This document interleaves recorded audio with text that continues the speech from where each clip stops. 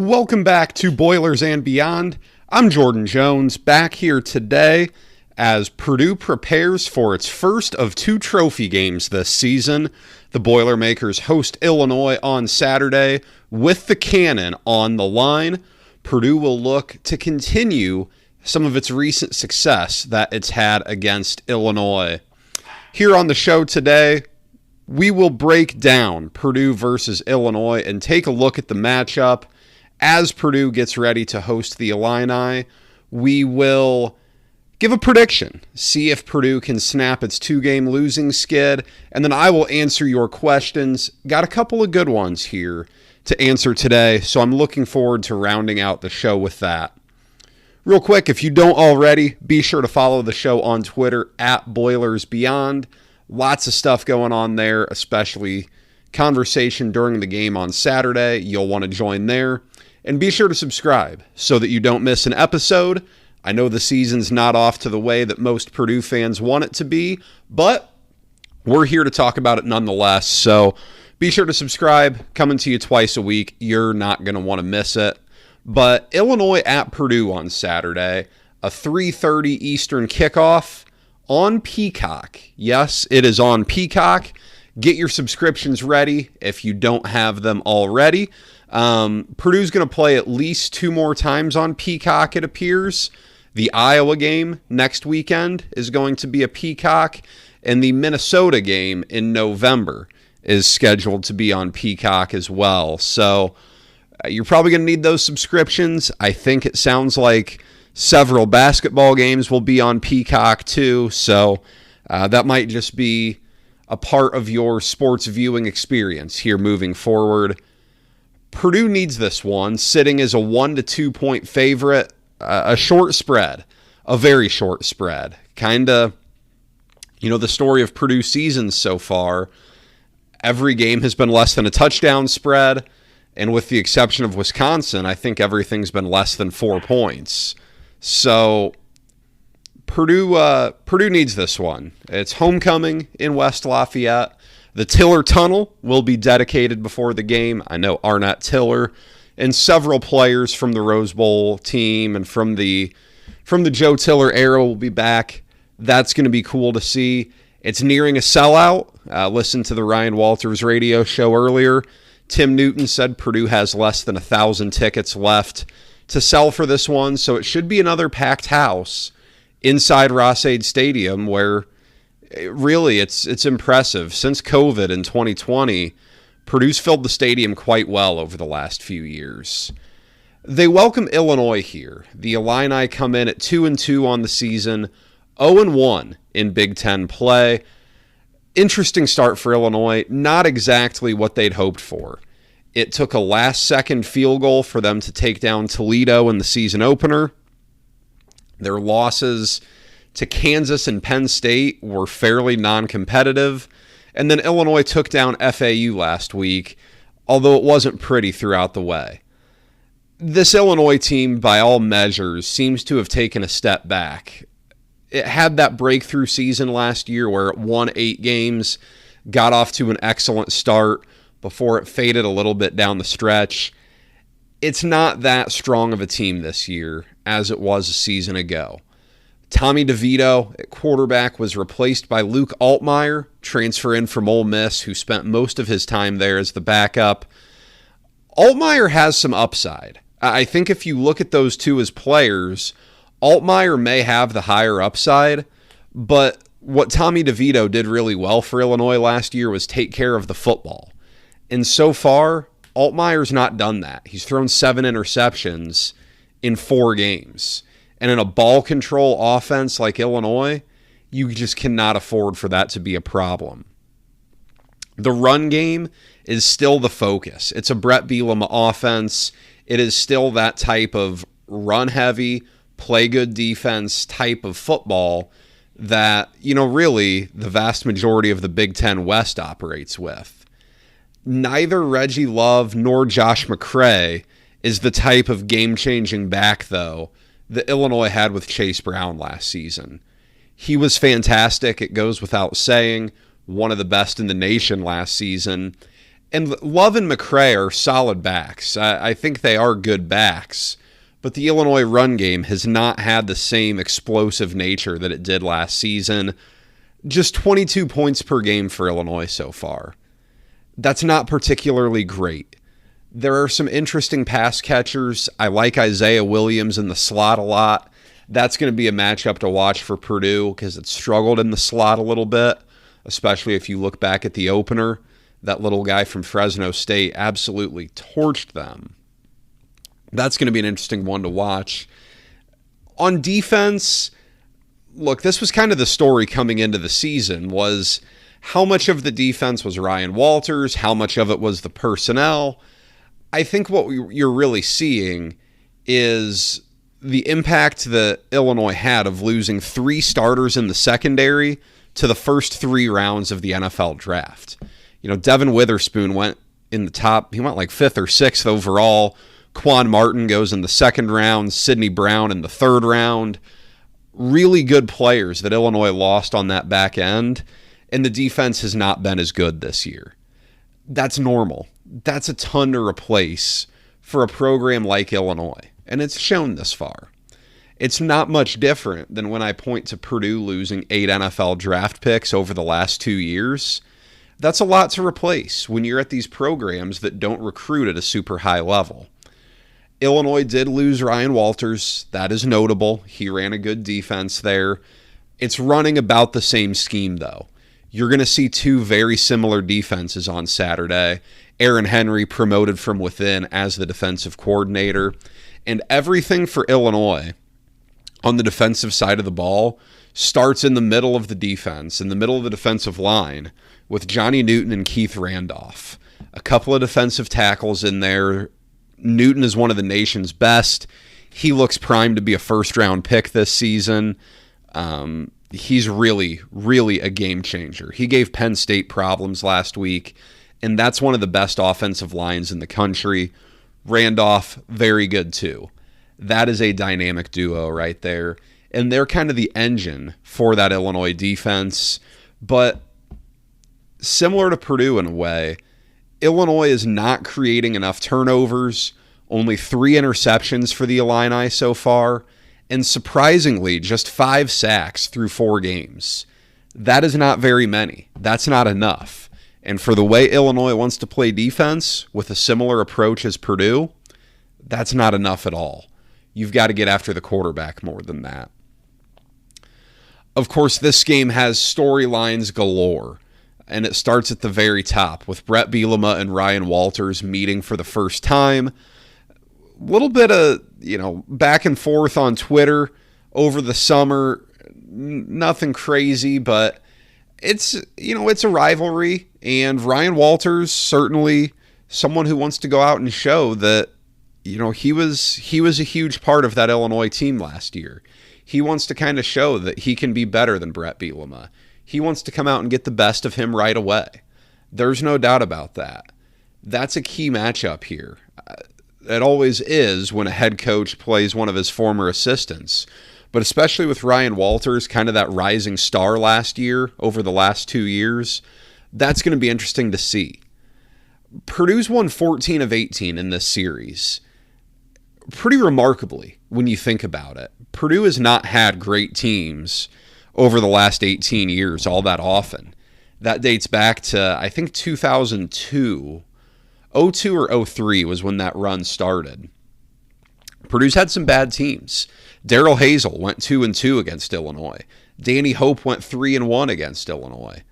Even when Purdue's had some down seasons, it's won this game quite a bit. And I think the biggest, unspoken storyline, both these teams need a win really bad. Purdue needs one in the worst way. It's off to a 1-3 start. Fans were pretty excited coming into this year. You have a new coach. You have a lot of excitement. You can't start 0-4 at home. You just can't. If Purdue has any hope of sneaking into a bowl game, it has to start with a win here. If you're 1-4, you have Michigan and Ohio State on the schedule. You have no margin for error after those 2 games. That's not going to work. Purdue's got to get a win here. And for Illinois, You want to show that last season wasn't a fluke. You want to show that there's really something that they're building on here. I don't know that you've felt great about it if you're an Illinois fan so far. Beating Toledo, a close win, close-ish win over FAU. They pulled away. You want to see something. And to kind of snap that streak, or that, not streak necessarily, but reverse the course of this rivalry, that would be a big deal for Illinois. There's not a ton new on Purdue from the injury perspective. Keep an eye on Kydron Jenkins. He's an important one to look at. If he's not 100%, Purdue is worse off. Salim Turner-Muhammad still has not made his season debut. Same with Paul Paferi. No idea when we'll see those two. But nothing too crazy for Purdue on the injury front. Getting into 3 questions here. 3 questions I have about this game. And number one, it starts with Johnny Newton and Keith Randolph. Those two could change this game. And Purdue's offensive line has to be able to contain those guys. They are very good. Purdue's offensive line, especially the interior, has not been fantastic this year. Purdue ran the ball okay last week, but there's an element of that comes with Purdue being down 21-3, Wisconsin taking the gas off the pedal a bit. If Newton and Randolph are living in Purdue's backfield, it's going to be a long day for Purdue. It's going to be tough for Purdue to score because it's going to be tough for Purdue to run the ball. It's going to get in 3rd and long situations, and that's not a comfortable spot. That's not where you want to be. Purdue has to find a way. You're not going to stop them completely, especially Newton, but if you can contain them a bit, you're a lot better off from that. Number 2, is this the game where Hudson Card looks like a star? Hudson Card's been pretty good so far this year.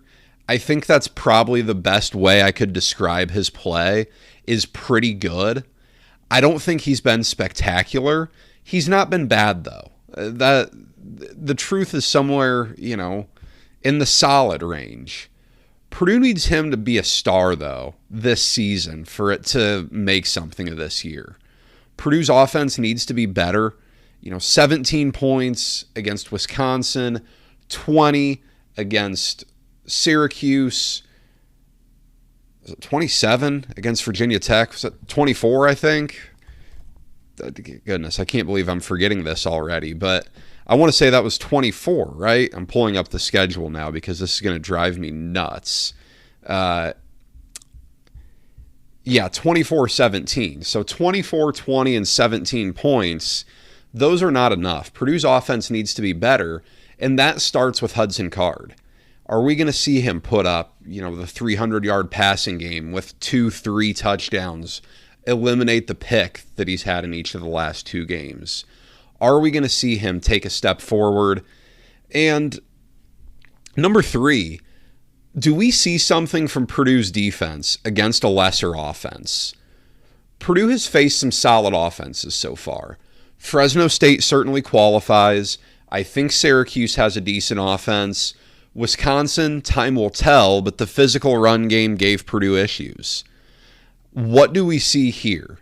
What do we see against a weaker offense? One that has not had a ton of success throwing the ball. One that's just scoring 22 points a game. Purdue's defense has to show something. Are we going to see that this week against a lesser offense?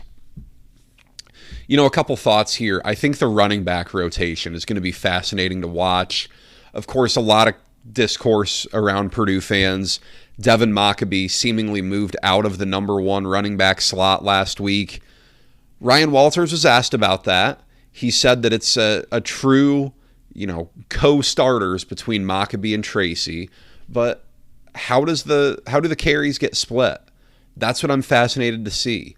On his radio show, Walters was asked about it, about Tyrone Tracy, and he pointed to ball security. He said it loud and clear as something that has separated Tracy. Of course, Maccabee's had 5 fumbles on the season. Need to clean that up. But how does Purdue split carries? I'm fascinated to see that. The kicker spot, I know I talk about kicking more than anyone, I think. Julio Macias knocked one through last week. Ben Freehill seems like he may be out for a bit. So what do we see there? Does he continue to look good? And how about the return game? It looked good against Fresno State. I think they had a decent punt return against Virginia Tech, if I recall. But ever since then, not a ton. What do we see there? Big picture, this is absolutely must win. In the sense that if you don't win this game, I don't think you're getting a chance to win until October 28th. I don't think Purdue's going to win at Iowa next week, and I know Purdue's not going to win against Ohio State on October 14th. Then you have a bye week. If you lose this game, you're staring down the barrel of 1-6. That's not good. You don't want to be coming out of a bye week at 1-6. I know 2-5 is not leaps and bounds better. Who knows? Maybe you win this week and it sparks something and you can go pick off Iowa. You never know. Purdue's done it before. I just think this game, for so many reasons, is so big because you have another really captive audience in Ross-Ade. Eventually, that's not something you can take for granted. Purdue's fans have been very supportive so far this year, but Purdue needs something to give fans something to be happy about. I think Purdue's going to get it done, 27-24. I don't have a great feel about this game. I don't think either team is great. I really don't have a good feel for it, but I think desperate times call for desperate measures. Maybe Purdue brings out a trick play or something. Maybe Purdue digs deep, finds a way to win this one. It needs it badly. I'll go 27-24. Purdue has the better quarterback. At the end of the day, that's what I'm going to go with here. Got a couple of questions here that I wanted to get to. Not a super long episode today, but wanted to get to a couple of these sent over. Reminder that you can always send over questions on Twitter at BoilersBeyond, or you can email them to me, boilersandbeyondpod@gmail.com. And question number one, how in the world do Mershawn Rice and Elijah Canyon not see the field?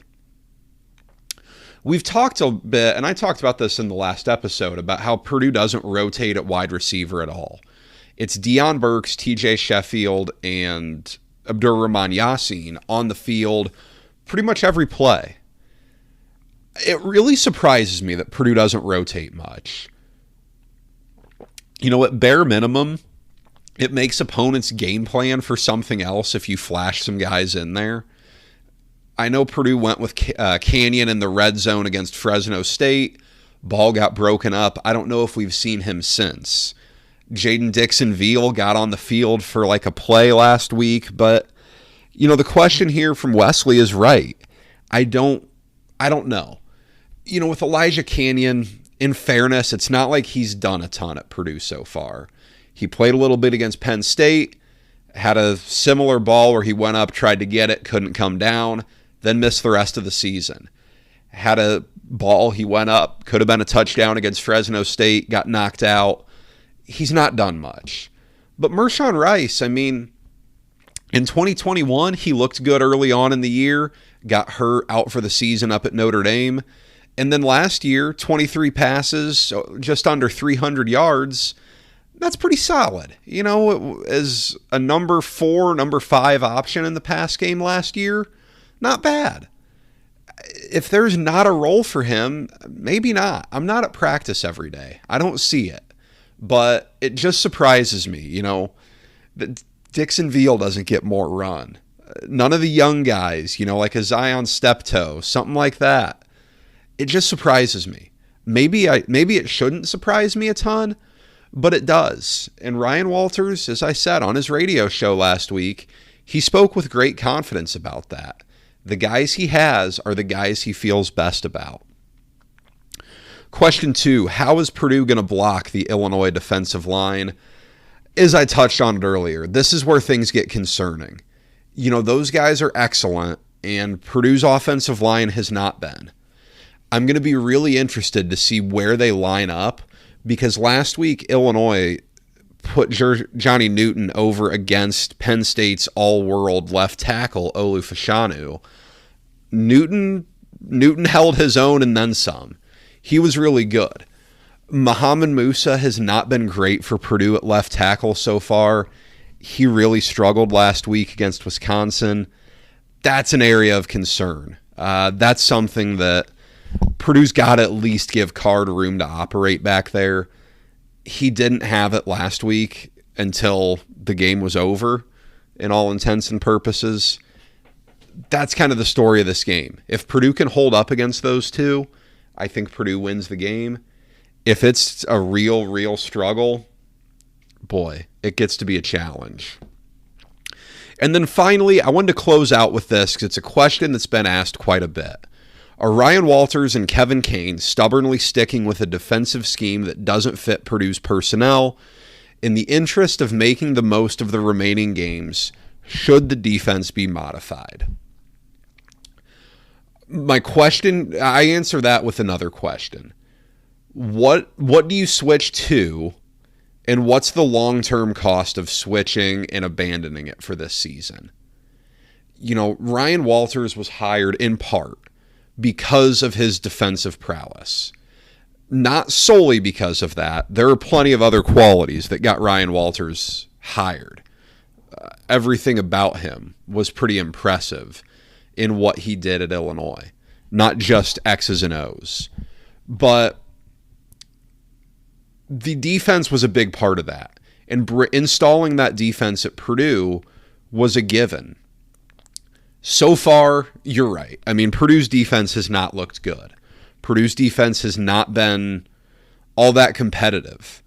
Opponents are having their way with Purdue's defense. I don't know that I view it as a schematic problem as much as I do a personnel issue. I think, as I said on Sunday's show, you got to get bigger up front on the defensive line, and you have to get better at corner. You have to be better at those two spots. Purdue's not going to get better there overnight. But what do you do? I mean, do you just sit in a bunch of zone stuff instead and not make any progress towards what you want to do long term? Because that seems counterintuitive. This is, while you want to win this season, this is a long game thing. This is not win now mode. You want to see Purdue win now. You do. You absolutely do. But I don't know that Purdue is ready to win now. I don't know that even if you switch to something else, what does it change with Purdue? How much better does it get this season? Is changing the defense going to win you a number of more games? I don't know. This team is rather limited. To a certain degree, it is what it is. I don't love that saying because it feels like a cop-out, but it's kind of true here. You can't just add players in the middle of the season. So what do? Do you switch the scheme and try to install something different? Or do you just kind of take your lumps, make what you can of this season, and then move forward? I think you try to take this season as a learning experience on the back end. You try to keep improving in that defense. But look, it's a fair question. The answer is going to be Purdue's not going to switch much. Maybe it'll play a little more zone, but nothing is dramatically going to change. I just don't see it happening. Maybe I'm wrong. Maybe Purdue has a big overhaul, but for right now, look, this team is what it is. It's not going to be a great season. This was always on the table for this year. I don't think a lot of folks wanted to really admit that, but this was always a possibility. We're just seeing maybe not worst case scenario, but pretty far away from best case scenario. That's what I've got for you. Thank you for spending time with me today. We'll be back here on Sunday to break down Purdue versus Illinois. Whatever happens on the field, we'll be here to talk about it. Until then, be sure to subscribe on Twitter @BoilersBeyond. Subscribe wherever you get your podcasts, and let me know. What do you think of the show? send me a tweet, send me an email, boilersandbeyondpod@gmail.com. Appreciate you guys listening. Thank you as always. Until Sunday, take care.